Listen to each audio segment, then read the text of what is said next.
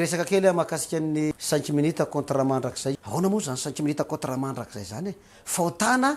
atao 10 minitra fa nitambon'zay mandrakzay mila fantatritsika zany zany zavatra zany satria niatony manokana raha tsy haitsika ny mandinika zany hoe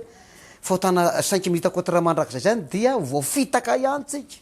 ary tena voafitaka satria be de be ny mpamitaka efa tsy miraharaha fahotana tsony fa rehefa tonga mivavaka fotsiny nao ampiangonana dia zay zava-dehibe sy mahafinaritra amaky kely le galatiana toko 5:7 de zao lazay baiboly manao hoe fa miariary ny asan'ny nofo dia izao fijangajangana fahaltona fijejejona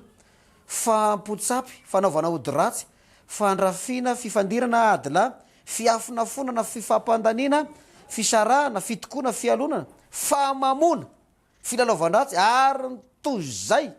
zay lazaiko aminareo raha teo izy de tahaka ny volazako fahiny fa izay manao zany dia tsy andovany fanjakan'Andriamanitra militsika zany tena mandinika tsara inona moa le isa fahotana 5 minutes jangajanga ianao 5 minutes manompo sapy ianao mandainga ianao tsy misy 5 minutes fa 30 secondes de afaka mandainga ho anao raha mpivaritra ianao misy olona manakalo volo aminao feno ny sibika lazainao tsy misy majinika laingy zany de mametraka mihitsy ny baiboly raha misy mitady eo an-tanàna de lazao hoe tsy ahony izy mampandaingy olona sady mandaingy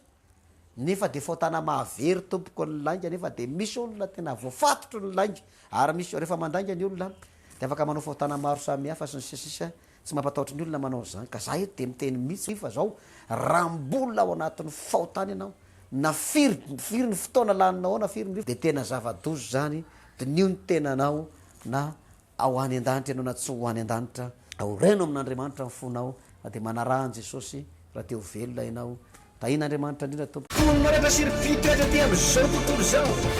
raha misy fanefatsanga de mijery ianareo ary raha misy antso maratsofo de miainoa ianareo ambarao ny firenena rehetra ary manangana fanevo tory hoe fazafezana